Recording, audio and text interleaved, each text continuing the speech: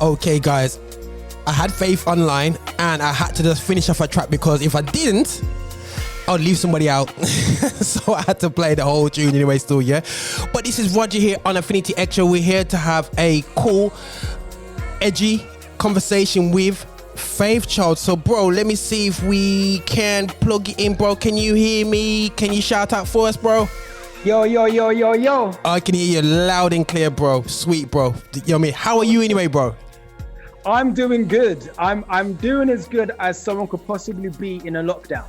So yeah, I'm doing good, man. I can't complain. I just want to say, yeah, I'm very excited to be talking with you because you're one of the realest guys in UK Christian music. You honestly are. You don't hold back. You say it as it is.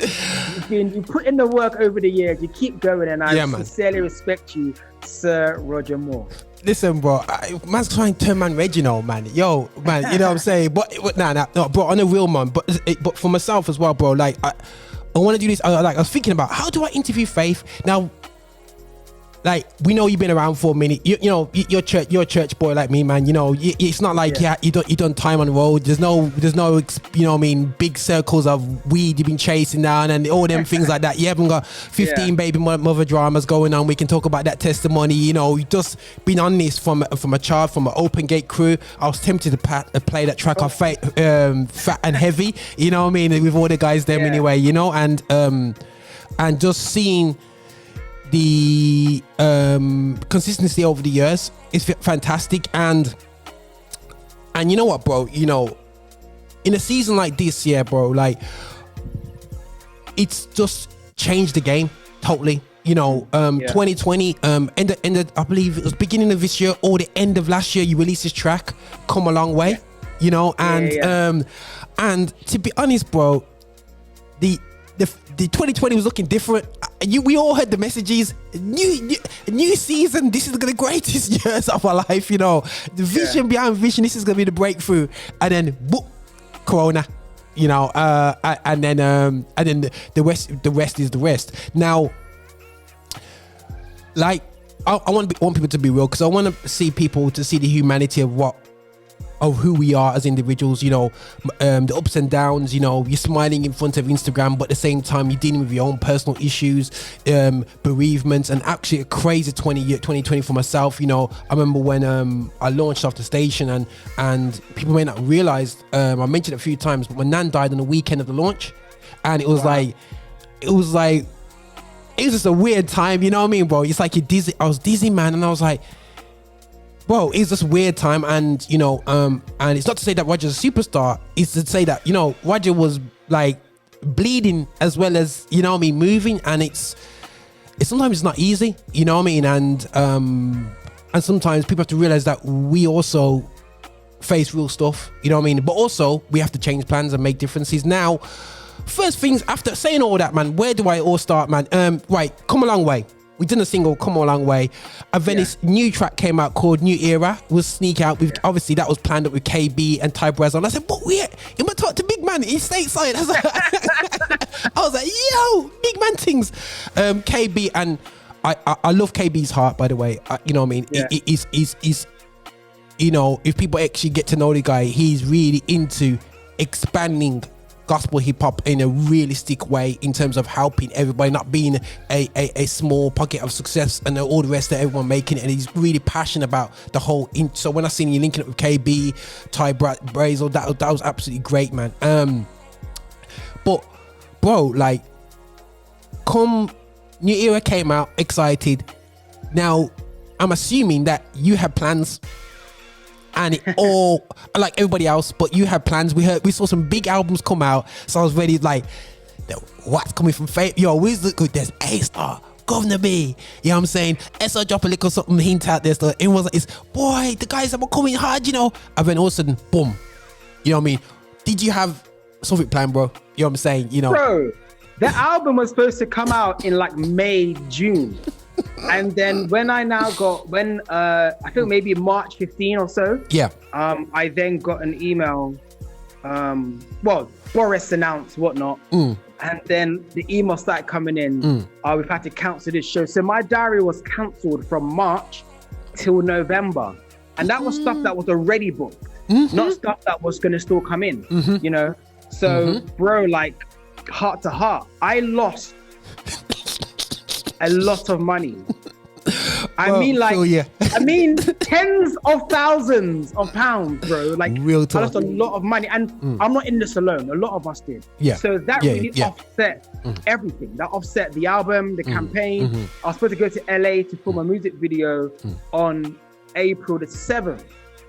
Had a video shoot planned, everything in LA for my next single. So the thing is, Creator of the World wasn't supposed to be a single. Wow. But because the album's now been pushed. Yeah. Okay, I just lost your sound slightly there, bro. Can you hear me now? Yeah, I can hear you now. Yeah, I can hear you now. Awesome. I'll go back a bit. Yeah. I was saying that Creator of the World wasn't meant to be a single. But because the album got pushed back now, I wanted to drop something. Even New Era, was that going to be a single? I don't even remember now. Yeah. All I know is that 2020 has been such a vicious and violent year. It's off to everything. And the thing is, what people almost don't realize is that you plan for next year, and there's certain seasons, and I always call it the festival season. Yeah. Which I must admit, you guys, you know, I say you guys, you know what I mean? You guys got that unlock, you know what I'm saying? I laugh at you guys, man. You guys just got this thing, and I see Little Faith on the stage doing a tunnel vision and all these different things. I say, you know what I'm saying? And doing all this stuff. But you've got it unlocked, which is good, you know what I mean? And but what people don't realize is that's an important season for people from in England. When it comes to gigs, if anyone's listening around the world, we cannot pull up and do a gig in the middle of Christmas. It's not the way forward. It's the weather, you know what I mean? But when you got weather time from April to, like you said, October, bro, that's the season to do gigs. You know what I'm saying? And the thing is, it's bigger than the artist, because it's the lighting engineers, sounding engineers, tour managers, merchandise companies who produce the merch, the vehicle hire companies who provide a splitter vans, rehearsal space. It's bigger than just me on stage or any artist on stage. It's the whole industry and community behind it. Crazy. So it's been tough for many people, man. And I spoke to an artist the other day, and it was almost to the stage of like, bro, I just feel like tapping out, mate. Is this for me? You know what I mean? And this is the real element of this element, is a case of people are like looking at the mirror going, can I really do this? You know what I mean? Because man, that's a lot of money, bro. Like, there's a lot of people don't realize there's a lot of money, and it's not because you're in it for the money. It's just it takes money to deliver. And I have to say, bro, the quality, like, you know, that you deliver at, you know, and I know you're stippler for quality anyway, still, and you know what I mean, about your performances, the way you deliver, through everything. Like, there's an element of quality in what you do from back in the day, you know. From when you hear a great producer, I played I Like It, the Jimmy James remix, and I know you say, right, that guy can produce. I'm on it, man. Yo, what you saying, G? I want that I want to go on a quality remix of it. And so it's important for people to realize that, you know what, still, when you hit that quality, it costs. It's not no freebie thing, you know what I mean? And bro, like, I was talking with Triple O yesterday, and we're talking about just different artists in the scene. Most of that, the new guys. Now, I'm not sure how much they pay for production and whatnot, but when you hear Governor B, Triple O, A-Star, Faith Child, whatever, you're gonna get charged a big boy rate. They're not gonna charge you the up and coming rate. It just costs a lot of money, bro. Like a lot of money. So that's why. And the way you say that, bro. I want to pause on that one. I want to really make people realize this now. Is that the reality show is that, you know, and there's a lot of ignorant people when it comes to working with artists, and we're in a couple of forums, and if there's any ministers out there listening in who youth ministers are like want to be booking in certain artists, but it's not just about a buzz on Instagram, and I think people get buzzes on Instagram, which is absolutely fantastic, but I want an artist, if I'm inviting an artist and I have to go on the stage, there's a lot more than just dropping hard bars on Instagram. There's ability to interact with the crowd. And Faith, you know, I've got evidence of you coming to do shows that I've done, and you've interacted well with the crowd. You know what I'm saying? Crowd jumping up and down, and that is absolutely crucial. You know what I'm saying? And you don't get that without maturity and development and investment. So investment, and sometimes people look at the investment of today, but I'm talking about investment that goes back. The sacrifices from 10, 15 years ago when you were at uni, bro. You know what I'm saying? Bro, you know what? My debut album turned 11 years old yesterday. Gosh. 11 years old yesterday. And as you made mention, I used my student loan to I wasn't going to say that, but I remember. I used my student loan to part fund my album. And I just sincerely thank God that I had the wisdom, grace to do that. I'm still making money today from that album. Amen.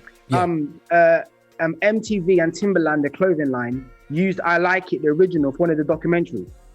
What? So I'm still making money from that particular song. And and it's more than just a buzz online. And I'm gonna touch on something. Go. Since everyone is doing Spotify, streaming stuff, whatever, showing their highlights.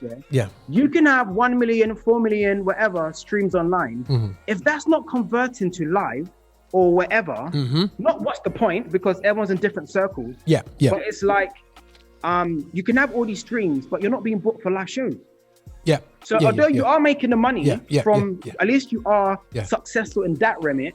But we all know the real bread and butter is touring and performing. You know, so you need to kind of get out there and build a brand beyond the internet. Beyond that, because it's all good being an internet sensation. If you can't perform on stage or whatnot, what's the point? This is it. That's a valid now.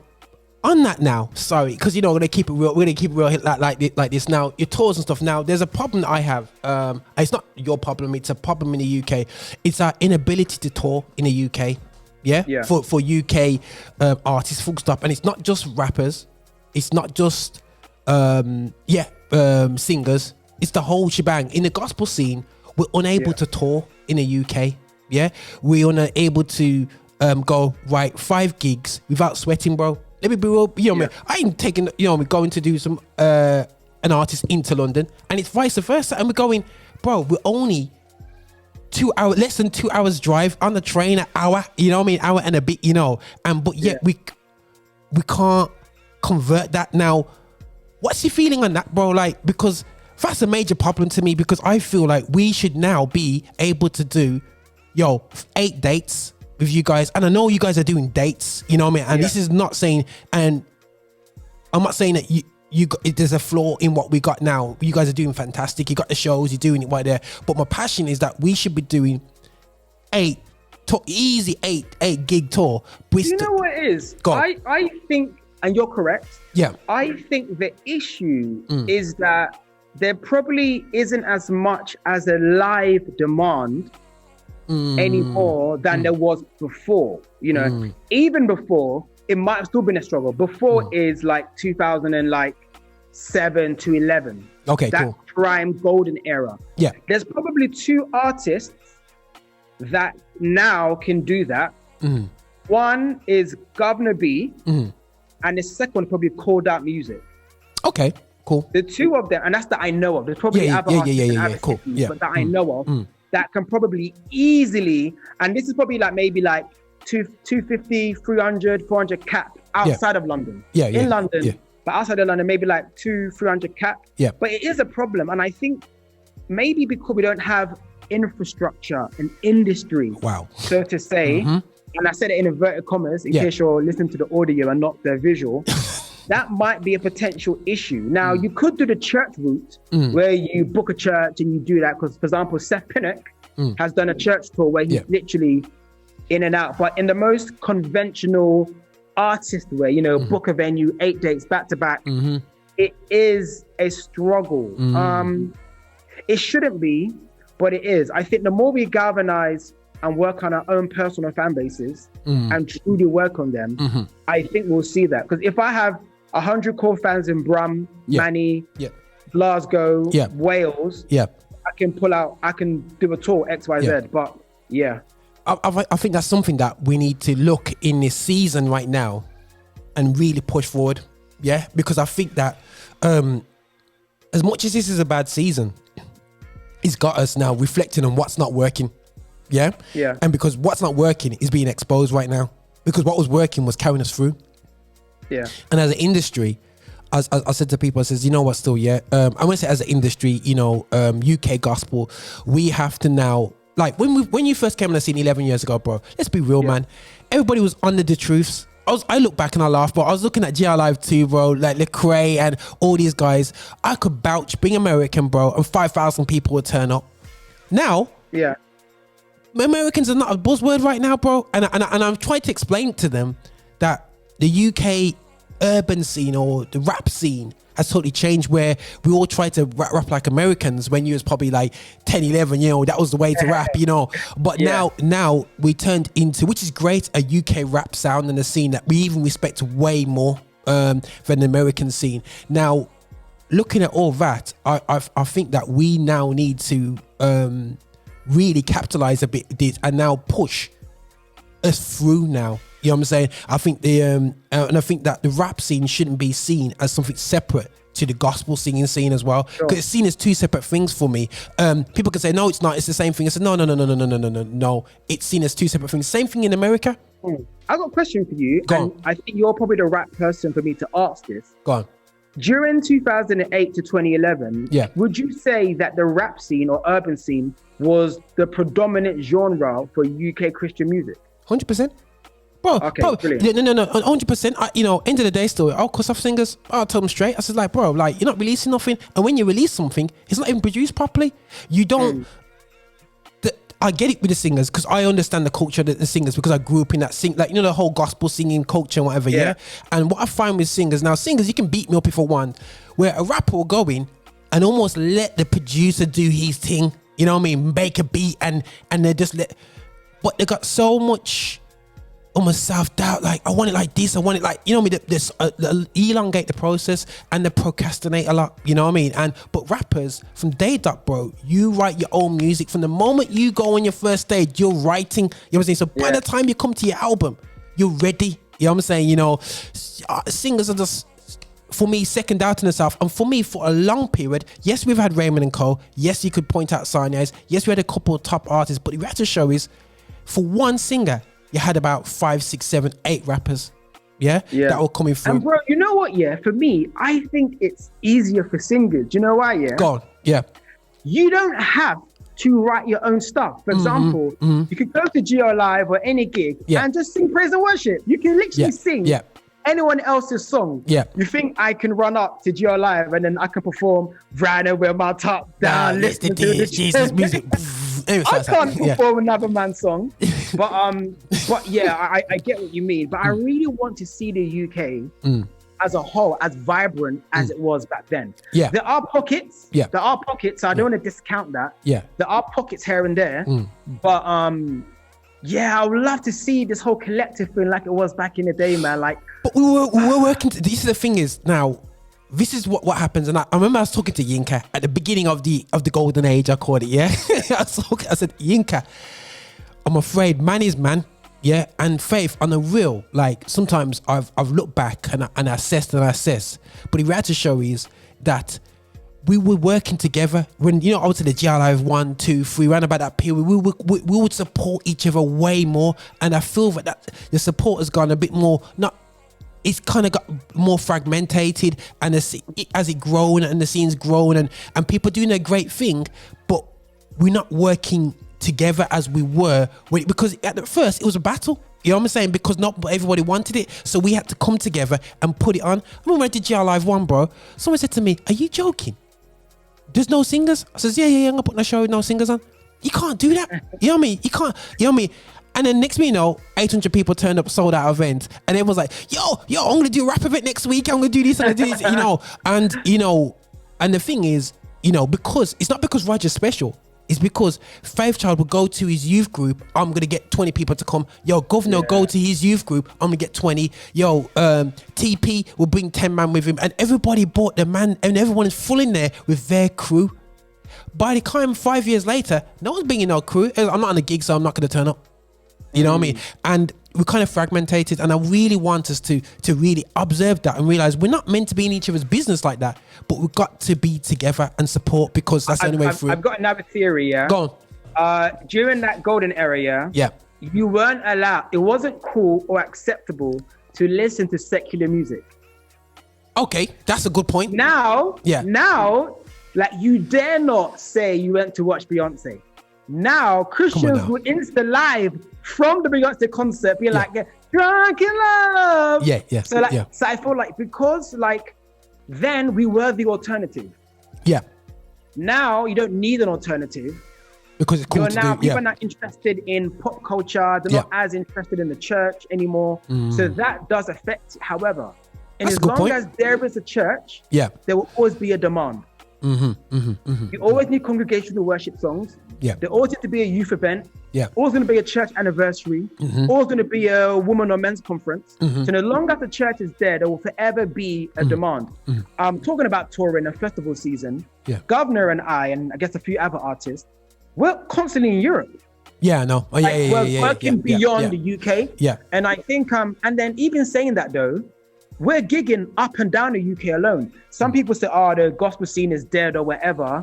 It might not be as vibrant as it was, but people are still doing mainly basing that on London. There's things popping in Birmingham. There's things popping in Exeter, in Glasgow, in Leeds, in Manchester. We're up and down the country. Well, pre-lockdown. So I think it's unfortunate that people look at the capital city and judge the gospel scene off that. Because you can probably name me 3 or 4 artists which are very, very good in Brum. Might not be as popular, but they're very, very good. But because they're not popping in London, Birmingham in inverted commas is dead. You know? People need to be more mindful of their words when they criticize Christian music, forgetting that it's bigger than London. 100%. And you raised a valid point in terms of the growing up. When I was growing up, man, you could even listen to secular music, bro. And what I say now, when I do shows now, I'm fighting it. I remember when I did my last show, Sean C. Johnson. Yeah. A lot of the people that wanted to come to Sean C. Johnson, even though we had a great crowd, went to BBC One Extra straight, bro. Like in Birmingham. And it's like, before, my guys that were my guys that I looked up to back in the day, when they did events, all people could do is go to gospel shows. Now, people have a choice.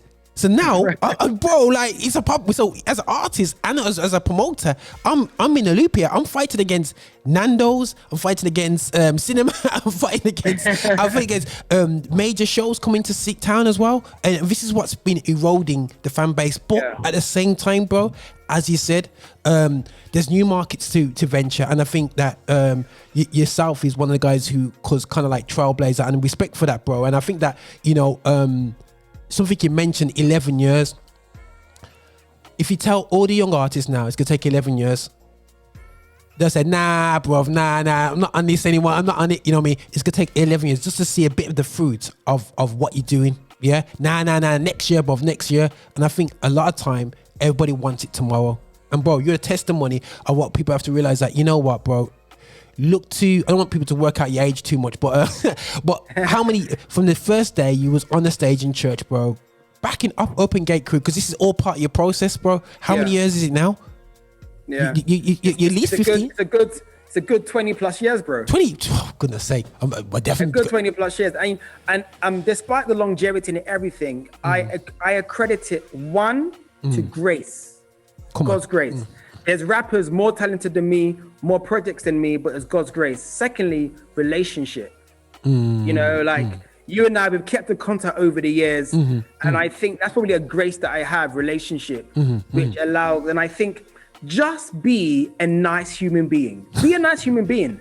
Because word travels fast. When you turn up to a show and you're sloppy or whatever and this and that, they're not going to want to book you again. They're not going to want to book you again. Just be a nice person. And so grace, relationship, and being a nice person has definitely been the recipe to my career and me being where I am today.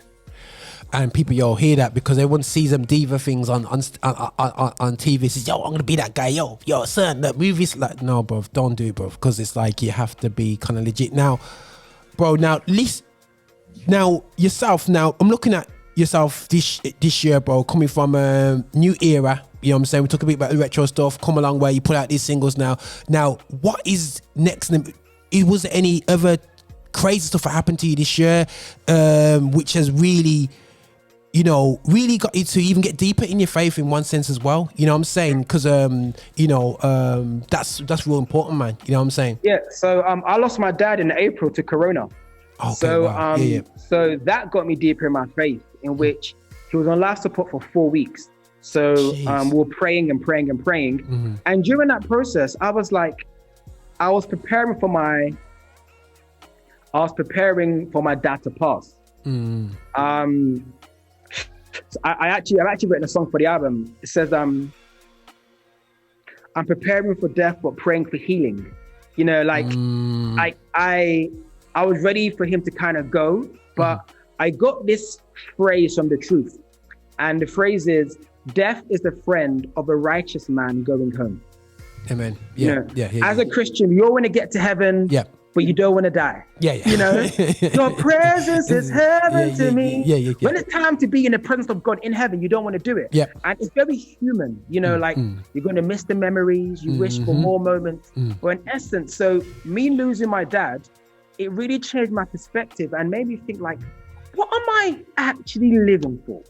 Like, what am I actually doing? Like, am I really just seeking pleasure and gain, or am I trying to build God's kingdom and prepare for something eternal? So I think that happening to me in April really kind of, I wouldn't say it shook my faith, it probably strengthened my faith. Cool. But I'm grateful. Am I grateful I went through it? I think I am. Anything you lose in Christ is gain, you know? Yeah. And for me, I've just had comfort in all of this, realistically. Nice. And I'm grateful, man. You have high days and low days, but ultimately my dad is in heaven. No more bills, no more worries, no Boris Johnson, no mortgage, no insurance. He's free from it all. So that's what's been a tough thing for me in 2020. It's like a body blow thing, man. Like I said, when I lost my nan, man, it's like a you know when you see them body blows from Mike Tyson, it's like one of the ones you have to just go on your knee, bro, and just take the 8 count, bro. Just take the 8 count. Everyone's there talking around you, like just gonna take the 8 count, man, because it's a real scenario. Now, coming from that craziness, man, you know, bro, this period that we're facing, you know, with Corona. 1 second. No worries. And facing all this, going into 2021, because I don't believe the scene won't be the same next year, 2021. It won't look as, there's no insurances for anyone going into next year and saying, this is what I'm going to do, this is how I'm going to do it. Now, for yourself now, what's your movements for, because you know, to everybody, all your fans, everyone who wants to listen to it is now looking at, okay, what I'm expecting from Faith Child, what's our realistic expectation going into 2021, you know what I mean, for yourself, what's happening album wise, we got the new single, I just saw it pop up and I was like, why?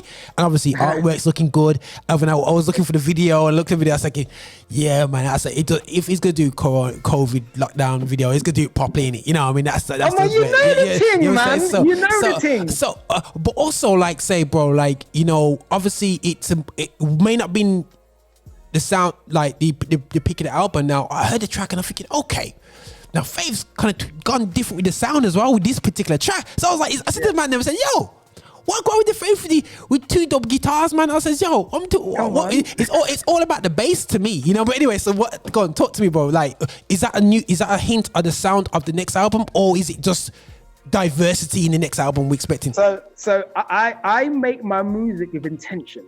Okay. So this song is the stadium music worship hip hop anthem. That's what I've tried to do with that record. So it's basically like Flashback, but on steroids. Flashback on steroids, you know.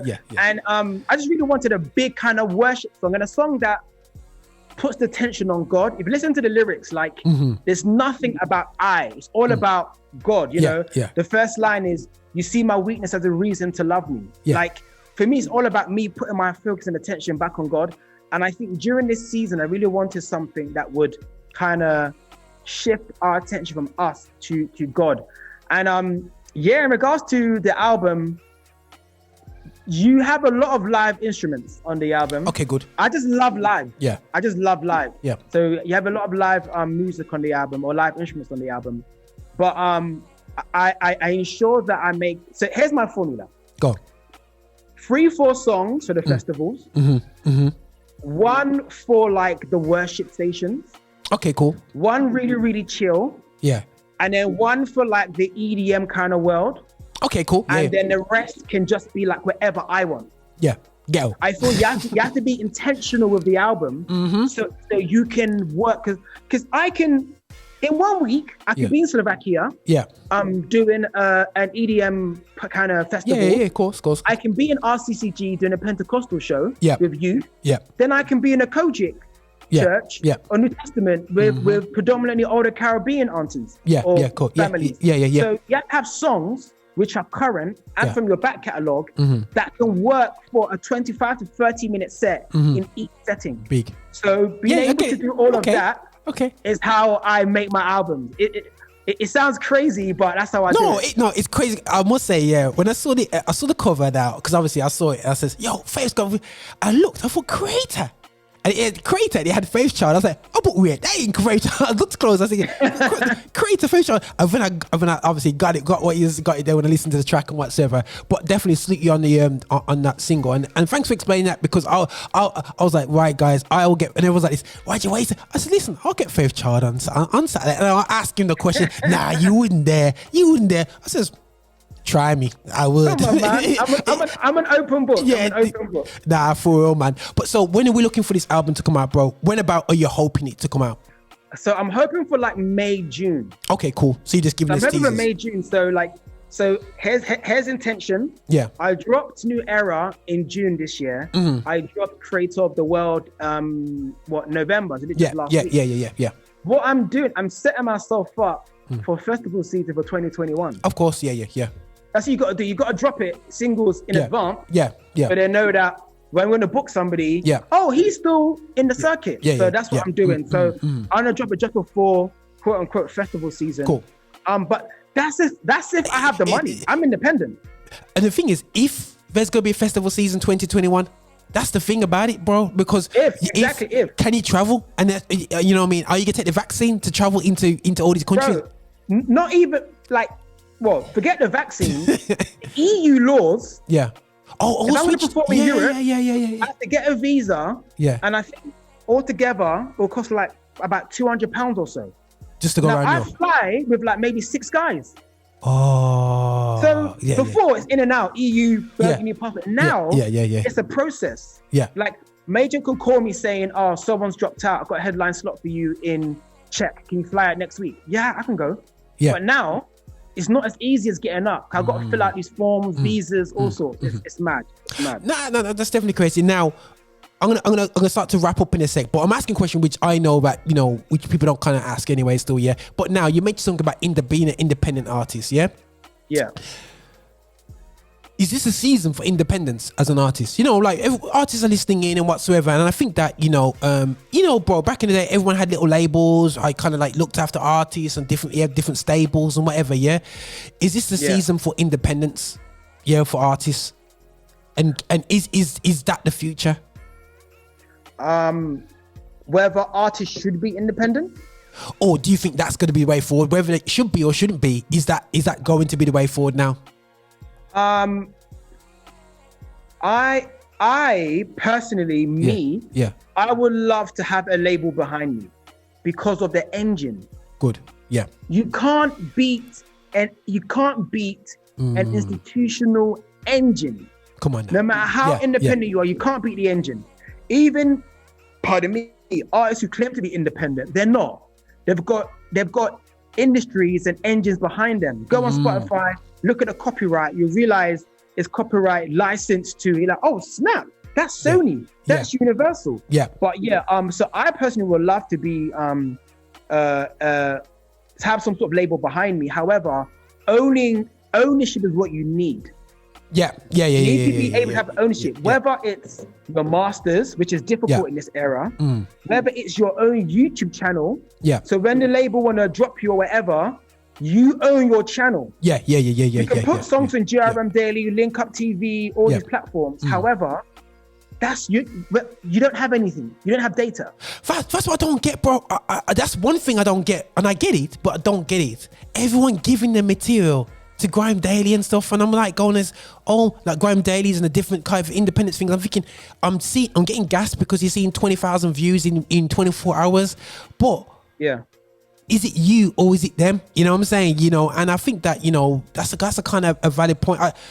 And that's something which me, myself, bro, I'm kind of looking at, and I spoke to a few colleagues about. I says we need to now in the UK, as non-artists, people, elements in the system, is to create a stronger kind of institutional weight that transcends not only gospel but also secular scenes. You know what I mean? So whatever scene is out there that can support the likes of yourself to go even further, because what hurts me, and God bless Stormzy, bro, is I saw more man got gassed about Stormzy than you than A-Star. I saw more information about one tune from Stormzy. I'm just being straight. I'm not a rapper. I'm not a dude. I just keep it real. I got vexed. You know what I mean? I wish, like, I need to bounce in 2 minutes. I wish I had cool. time. Yeah. Bro, Blinded by Your Grace. Yeah. Yeah, we're being honest. It's an okay song. Yeah. Bro, that song, No Shade, is very 2009. Yeah. What I mean is, we've been doing that. Yeah. You've got Governor B, I Need You. Yeah. You've got Triple O, What Do I Do Now? Yeah. You've got Jahazul. You've got New Direction. Yeah. Like, we've been doing this. Yeah. But you know what it is, Christians love righteousness and ratchetness. So when you get the two, you want something that applies to your sinful life and your holy life. Stop it. 1 minute, Storms will say Blinded by Your Grace. Next minute, bang you in the face. You know what I mean? Like, And I think so. For me, the only difference between Stormzy and us is PR. Yeah. And I'm going to tell you something now. Let creators of the world get playlists on BBC One Extra. Yeah. And if I pay 20 grand for PR, everyone's gonna be sucking up to me. I'm telling you, because as Christians, we do these things with black people and Christians. Yeah. A black person is successful when they get love from white people. Oh, he's made it, yeah. Christians are successful when they get love from the world. Yeah. Why? Yeah. Why can't me popping in Kojic be sufficient for me to be successful? Why must I get love from BBC before I'm successful? Wow. So, bro, we can go on, man. We go now, bro. I'll get you back on the edge because we're just here to do real talk. And guys, I'm sorry if you're just about to get into the beef of things, but I'll call up Faith. You know, after his next single, we just say, "Yo, Faith, is it gonna happen in June? You better happen in June," and we'll chop it up even more, bro. But bro, I just appreciate the sound bites. I appreciate your openness. I appreciate you just being available. When I texted and said, "Yo, you ready? You were just ready, man." So I appreciate your time and there's enough love to you, bro. And keep on going, brother. You know what I'm saying? So, bro, thanks again, man. And just keep busy, brother. And keep the faith, man. Yeah? All right, brother, man. Pleasure. Bless you, man. Yeah? All right, man. Enough love, man. Yeah? God bless you, man. Yeah, guys, that was Master Faith Child. You know, guys, you know, I have to salute this dude because, you know what? He's been on it for a long time. And thanks again for that, for your time. He's busy like crazy and just making the time for us and to keep it real. And hopefully we touched some subjects and gave a bit of our heart, you know, on certain, definitely on certain subjects. And he was hitting some strings right at the end there. But we'll get him back on next year, God's willing, God's sparing life. And, you know, the journey that he's been. And I'm going to play his track called New Era. Yeah? And it's Faith Child, KB and Ty Braz. Oh, check this out, guys. Hopefully you enjoy the vibe, man.